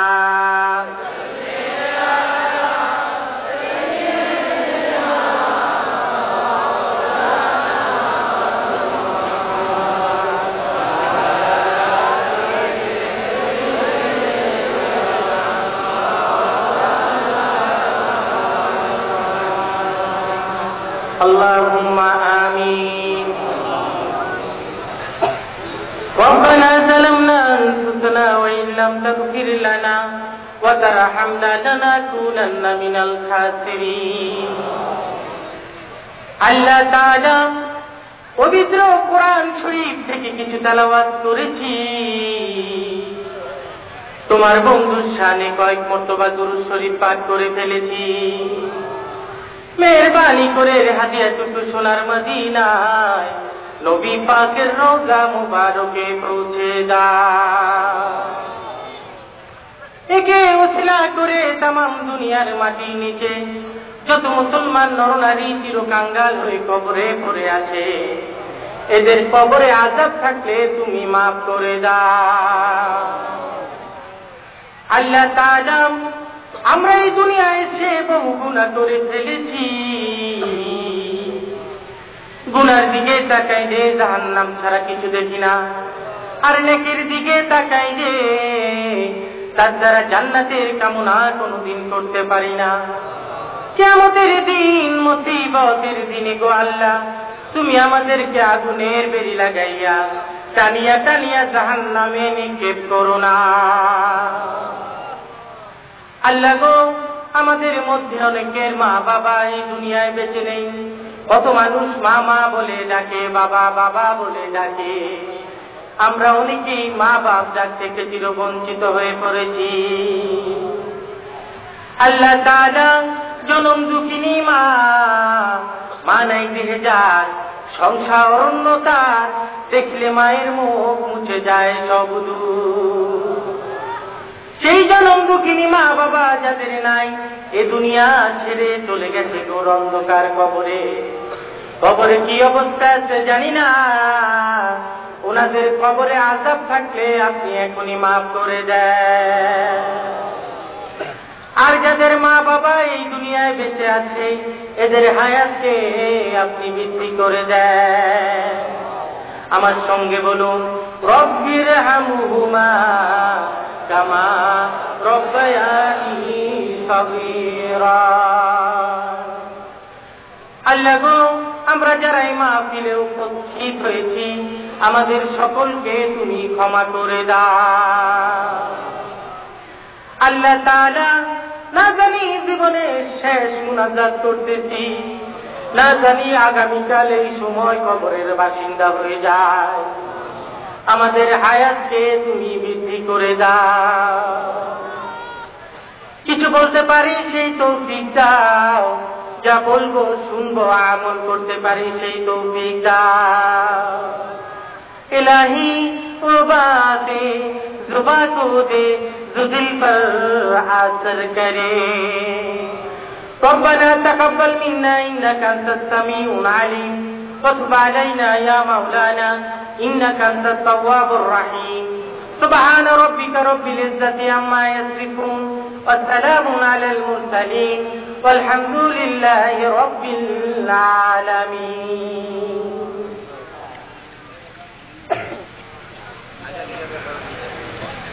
আজকের এই মহতী পবিত্র অনুষ্ঠানের শ্রদ্ধেয় সভাপতি, উপস্থিত সম্মানিত হাজরাত, ওলামায়ে কেরাম, সম্মানিত মুসলিম প্রার্থীবৃন্দ, পর্দার আড়ালে আমার মা ও বোনেরা, মহান আল্লাহ তাবারক ওয়া তাআলা জাল্লা জালালুহু আম্মা নাওয়ালুহু, তার দরবারে আলিশানে লাখ কোটি শুকর, যিনি আমাদেরকে মুসলমান করে দুনিয়াতে প্রেরণ করেছেন। আমরা গর্বের সাথে বলতে পারতেছি, আই এম এ মুসলিম, আমি একজন মুসলমান। আমরা সকলে বলি আলহামদুলিল্লাহ। আপনারা এতগুলো মানুষ, আপনাদের আওয়াজ শুনে আমি সন্তুষ্ট হতে পারছি না। আল্লাহর শুকর একটু জোরেই আদায় করতে হবে। চিৎকার মেরে বলুন আলহামদুলিল্লাহ। নিয়ামতের শুকর আদায় করলাম। আল্লাহ পাক ইরশাদ করেন, লাইন শাকারতুম লাযীদান্নাকুম ওয়া লাইন কাফারতুম ইন্না আযাবী লাশাদীদ। অর্থাৎ, যদি তোমরা শুকর আদায় করো, আমি তোমাদেরকে নিয়ামত বৃদ্ধি করে দেব। আর যদি শুকর আদায় না করো বান্দা, তাহলে মনে রেখো, নিশ্চয় আমার শাস্তি অতি বেশি কঠিন। বন্ধুগণ, এখন শুকরিয়া আদায় করব আর একটি পারপাসে, যে আমরা রাহমাতুল আলামিনের উম্মত হতে পেরেছি। এটাও কম কথা নয়। আওয়াজ করে বলুন আলহামদুলিল্লাহ রাব্বিল আলামিন। হাদিস শরীফের মধ্যে ইরশাদ হচ্ছে, ইন্নাল জান্নাতা হুররিমাত আলাল উমামি হাত্তা তাদখুলাহা উম্মতি। আল্লাহ পাকের হাবিব ইরশাদ করেন, দুনিয়ায় সব নবীদের উম্মতদের জন্য জান্নাতগুলো হারাম হয়ে পড়ে থাকবে, হালাল হবে না ততক্ষণ যতক্ষণ আমার উম্মতগুলো জান্নাতে প্রবেশ না করবে। আমরাই যাব সর্বপ্রথম জান্নাতে, আলহামদুলিল্লাহ বলো। বন্ধুগণ, যেহেতু আজকের আলোচনায় আমি রাসূল পাক সাল্লাল্লাহু আলাইহি ওয়াসাল্লাম ওনার মান মর্যাদা এবং ওনার শান শওকত সম্পর্কে কিছুক্ষণ আলোচনা করব, আব্বা আসার আগ পর্যন্ত আমরা সকলে বলিনি ইনশাআল্লাহ। ইনশাআল্লাহ কথাটা বলতে হবে এই জন্য যে ইনশাআল্লাহতে আল্লাহ তাআলা বরকত নাযিল করেন, রহমত নাযিল করেন কিনা? আপনারা বলেন কিনা? আল্লাহ তাআলা তার হাবিবকে বলেছেন, হে আমার হাবিব, আপনি যখন ভবিষ্যতে কোনো কাজ করবেন এর পূর্বে ইনশাআল্লাহ কথাটা বলবেন, বলুন সুবহানাল্লাহ।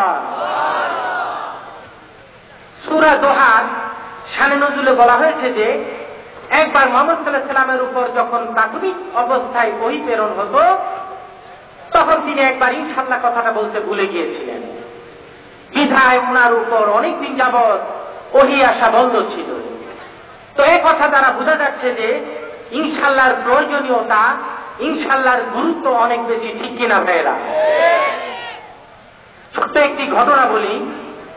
আমার আব্বা বলতেন, ঘটনাটা হলো এই ধরনের যে এক লোক যাচ্ছেন বাজারে গাধা কেনার জন্য। তো প্রতিমধ্যে তার বন্ধুর সাথে দেখা হয়। বন্ধু জানতে চায়, কে ভাই, কোথায় যাওয়া হচ্ছে? লোকটি উত্তর দিল, গাধা কিনতে যাচ্ছি। তো বন্ধু বলল, ভালো কথা, আপনি গাধা কিনতে যাচ্ছেন, ইনশাআল্লাহ কথাটা বললে ভালো হতো না? লোকটি উত্তর দিল, বাজারে গাধা আছে, আমার পকেটে টাকা আছে, ইনশাআল্লাহ বলবো কেন? ইনশাআল্লাহর প্রয়োজন নাই। নাউজুবিল্লাহ বলুন। ইনশাআল্লাহ বললো না, বাজারে চলে গেল। বাজারে ঢুকার কিছুক্ষণের ভিতর পকেট মায়ের তার পকেট থেকে সবগুলো টাকা নিয়ে গেছে। তার আর গাধা কিনা হলো না। খালি হাতে ফিরছে। প্রতিমধ্যে ওই বন্ধুর সাথে আবার দেখা হয়।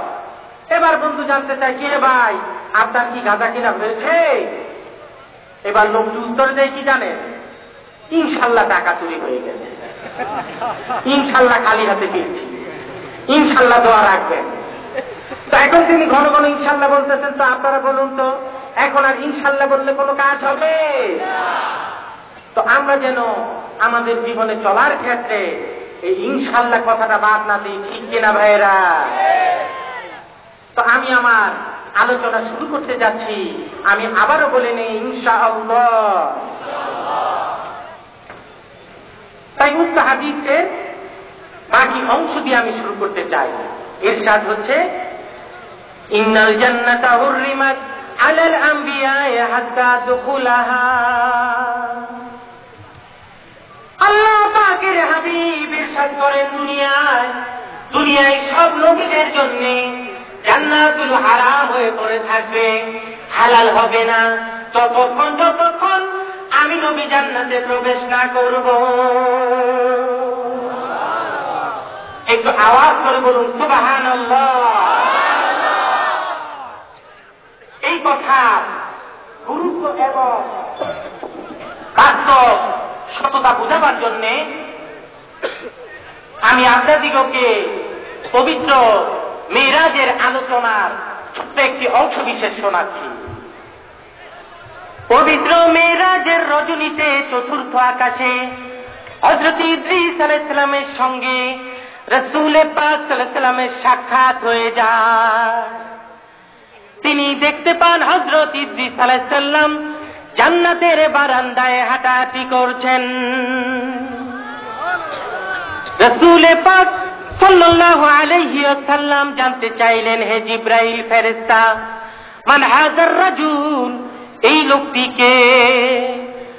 হযরত জিবরাইল উত্তরে বলে দিলেন, ইয়া রাসূলুল্লাহ, ওনাকে চিনেন না, ইনি তো হলেন ইদ্রিস নবী। আল্লাহ রাব্বুল আলামিন ওনাকে দুনিয়ার জগৎ থেকে ফেরেশতার মাধ্যমে আকাশে উঠাই নিয়ে এসেছে। ইরশাদ হচ্ছে, ওয়াজকুর ফিল কিতাবি ইদ্রিস ইন্না দুনিয়া ওয়া রাফা'নাহু মাকানান আলিয়া। অর্থাৎ হে নবী, পবিত্র কোরআনে ইদ্রিস নবীর কথা স্মরণ করুন। নিশ্চয় তিনি সত্যবাদী নবী ছিলেন এবং তাকে উচ্চ স্থানে উত্তোলন করেছি। ওনাকে আমি আকাশের একটি স্তরে উঠাই নিয়ে এসেছি। আমার ভাইরাম, পরিচয় হওয়ার পরে আল্লাহর হাবিবের অন্তরে আগ্রহের সৃষ্টি হয়ে গেল ইদ্রিস নবীর সঙ্গে তিনি সাক্ষাৎ করবেন। কিন্তু অতি আশ্চর্য যে আল্লাহর নবী নবীদের ইমাম হওয়া সত্ত্বেও, আমাদের নবী কি নবীদের ইমাম নয়? সাইয়্যিদুল মুরসালিন হওয়া সত্ত্বেও, রাহমাতুল লিল আলামিন হওয়া সত্ত্বেও ইদ্রিস নবীকে তিনি প্রথমে সালাম দিয়ে দিলেন। দুঃখের সাথে বলতে হয়, আমাদের সমাজ থেকে সালামের কথা একেবারে বিদায় নিয়েছে বললেই চলে। আমরা সালামের আশায় বসে থাকি, দেখি আমাকে কেউ নি সালাম দেয়। আপনারা বলুন তো, আগে সালাম দিলে লাভ না লস? অল্প না বেশি? একটু আওয়াজ করে বলুন, অল্প না বেশি? বন্ধুগণ, সংক্ষেপে ছোট্ট একটি হাদিসের আলোচনা করছি। আপনাদের কষ্ট হচ্ছে না তো? অল্প সময়ের মধ্যে আমি শেষ করে দেব। এই হাদিসটির আলোচনা আমার আব্বা এভাবেই করেছেন, যেভাবে এখন আমি আপনাদেরকে শোনাবো। হযরতে আলী রাদিয়াল্লাহু তাআলা আনহু সবসময় হযরত আবু বকর সিদ্দিককে আগে সালাম দিতেন। হাজারো চেষ্টা করে হযরত আবু বকর ব্যর্থ হতেন, হযরতে আলী আগে আগে সালাম দিয়ে দিতেন। কিন্তু একদিন ঘটনার ব্যতিক্রম হয়ে গেল। একেবারে অতি কাছে পৌঁছবার পরও হযরতে আলী সালাম দিচ্ছেন না। হযরত আবু বকর মনে মনে ভাবলেন, ব্যাপারটা কি? প্রতিদিন আগে আগে সালাম দেয়, আজকে কেন সালাম দিচ্ছে না? সুতরাং আমি আগে সালাম দিয়ে দেই। আসসালামু আলাইকুম ওয়া রাহমাতুল্লাহ। কেন তিনি সালাম দিলেন না? হযরত আবু বকর হযরত আলীকে ব্যাপারটা জিজ্ঞেস না করে সরাসরি কারণটা জানার জন্যে রাসূল পাক সাল্লাল্লাহু আলাইহি ওয়াসাল্লামের পবিত্র দরবারে উপস্থিত হয়ে আরজি পেশ করলেন। রাসূল পাক সঙ্গে সঙ্গে হযরত আলীকে ডাকালেন এবং কেন আবু বকরকে আগে সালাম দিলেন না কারণ জানতে চাইলে উত্তরে হযরত আলী বললেন, ইয়া রাসূলুল্লাহ সাল্লাল্লাহু আলাইহি ওয়াসাল্লাম, গেল রজনীতে গেল রাত্রিতে ঘুমের ঘরে সকলে আমি জান্নাত দেখেছি।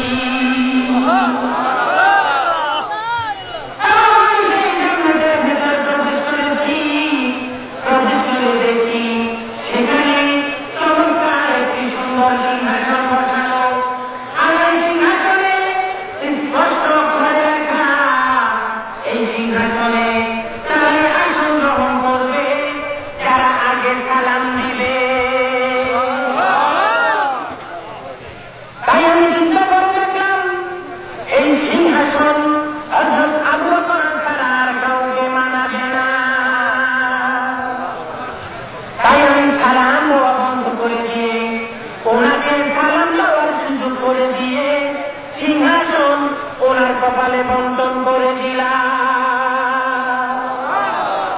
চিৎকার করে বলুন সুবহানাল্লাহ। আমার ভাইরা, এই ঘটনার উপর ভিত্তি করে আয়াতে কারিমা নাযিল হয়ে যায়। বাল ইউসিরুনা আলা আনফুসিহিম লাউ কানা বিহিম খাসাসা। অর্থাৎ নবী, তোমার সাহাবীদের ক্যারেক্টার ছিল, চরিত্র ছিল, নিজেদের প্রয়োজন থাকা সত্ত্বেও অন্যের প্রয়োজনের প্রাধান্য দিতেন। বন্ধুগণ, সেই জন্যে ডাক্তার ইকবাল বলেন, ডাক্তার ইকবালের ভাষায় একটি উর্দু শের আমি আপনাদেরকে শোনাচ্ছি। तुम हो आपस में गज़बनार, तुम हो आपस में गज़बनार, ओ आपस में रही, तुम खता कर हो और ओ खता पूछ करी, तारा ছিল তার সাগর, তোমরা সবে হিংসু কাজী। তারা কারা?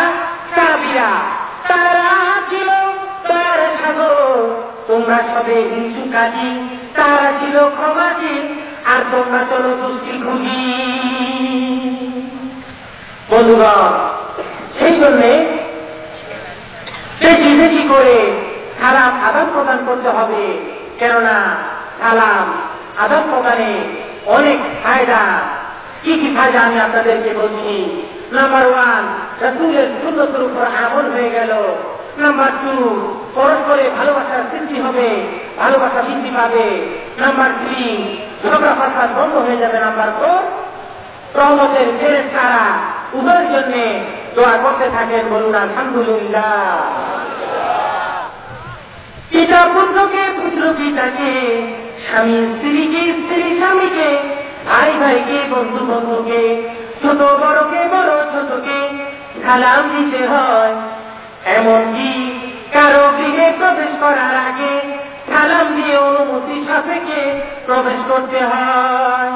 ইরশাদ হচ্ছে, লা তাদখুলু বুয়ুতান গায়রা বুয়ুতিকুম হাত্তা তাস্তানিসু ওয়া তুসাল্লিমু আলা আহলিহা।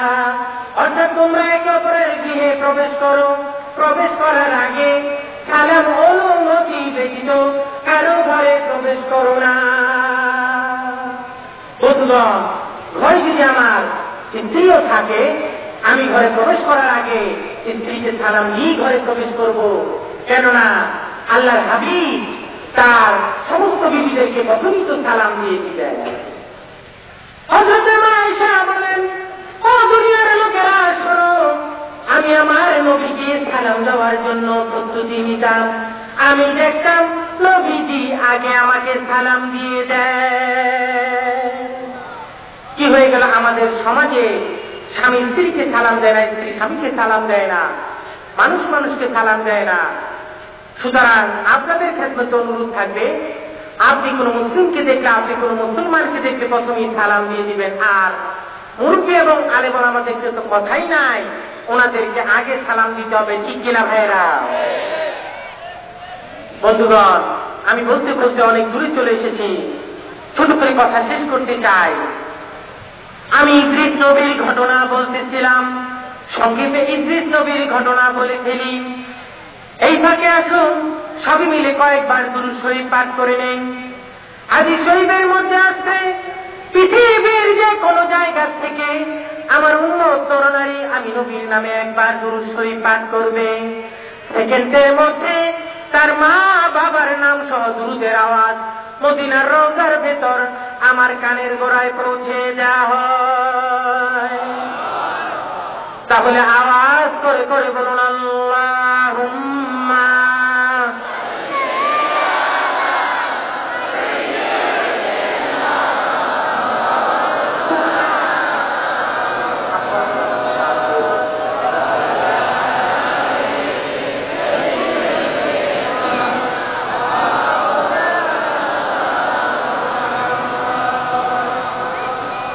আমরা সবই গুনাহগার গো, নবী আপনাই চিনলাম না, তার কারণে রোজ হাসরে আমাদেরকে ভুলেন না। আল্লাহুম্মা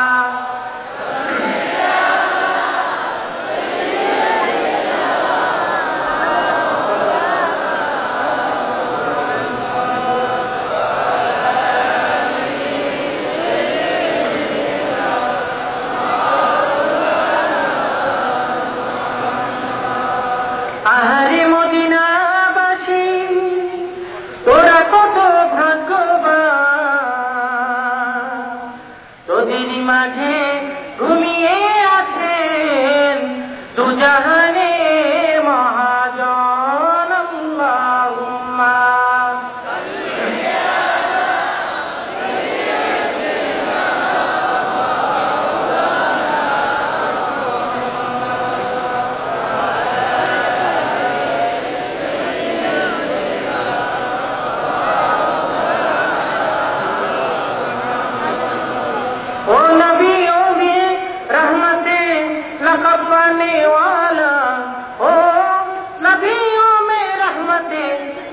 पाने वाला मुरादे गरीबों के पर लाने वाला अल्लाहुम्मा।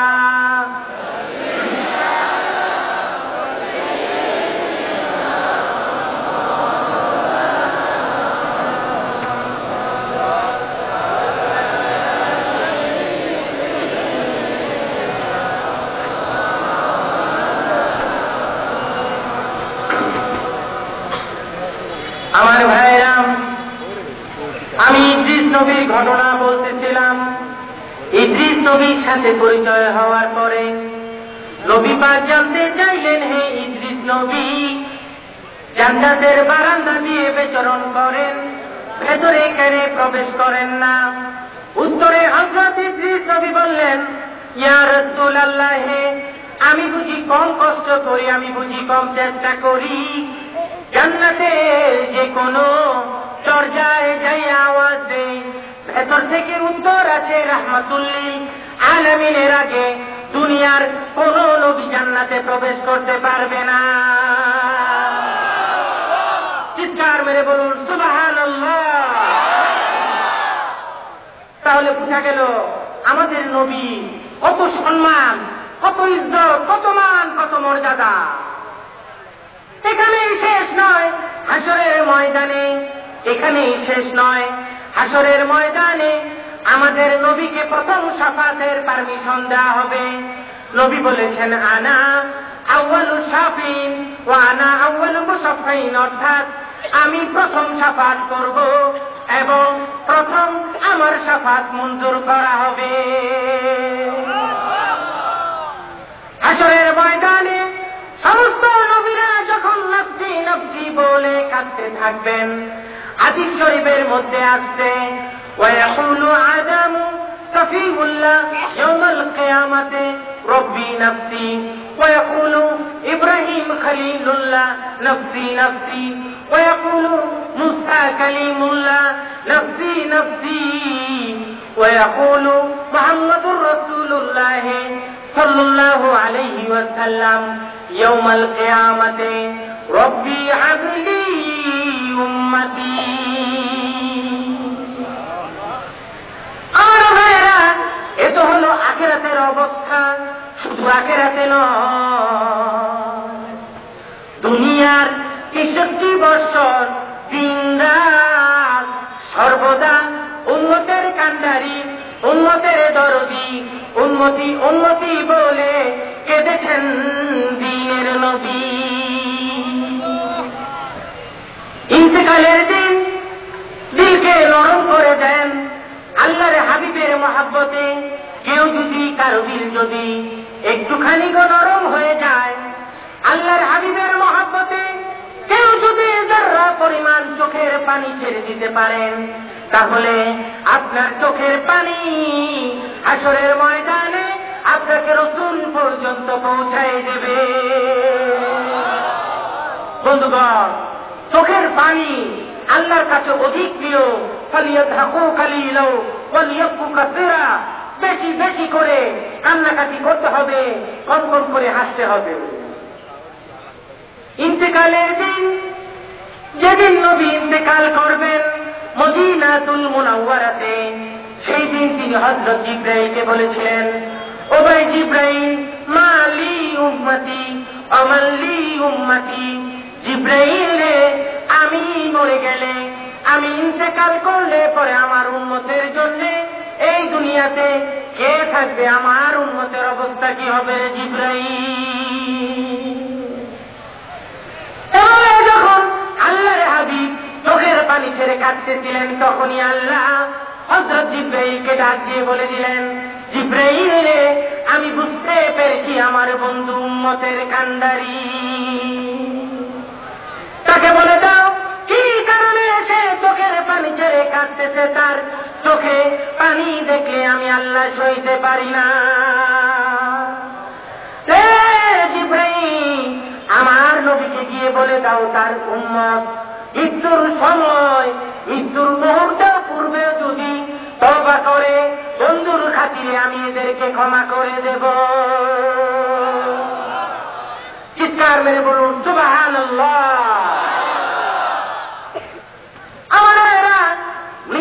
যন্ত্রণা কিন্তু বড় কঠিন, মৃত্যু যন্ত্রণা কিন্তু সবাইকে ভোগ করতে হবে। ইরশাদ হচ্ছে ওয়াজাআত সাখরাতুল মাউতি বিল হক, এমনকি আল্লাহর হাবিব নিজেও মৃত্যু যন্ত্রণা ভোগ করেছে। তাই তিনি মালাকুল মউত আজরাইলকে অনুরোধের কণ্ঠে বলেছিলেন, আজরাইল রে, আমি বুঝতে পেরেছি মৃত্যু যন্ত্রণা কত কঠিন। তুমি একটা কাজ করতে পারবে, কিয়ামত পর্যন্ত এই দুনিয়াতে আমার যত উম্মত নরনারী আসবে প্রত্যেকে মৃত্যু যন্ত্রণা একত্রিত করে আমার বুকের মধ্যে চাপায় দাও। এ দারুণ কষ্ট দুনিয়ায় আমার কোন উম্মত নরনারীকে দিও না। বন্ধুগণ, এ ধরনের কথা কোন নবী ইন্তেকালের সময় বলে নাই, তার প্রমাণ পাওয়া যায় না। যে কথা বলে আমি এখন শেষ করতে চাচ্ছি, আমি দুইবার আমার আব্বার সাথে পবিত্র মক্কা মদিনা সফর করেছি।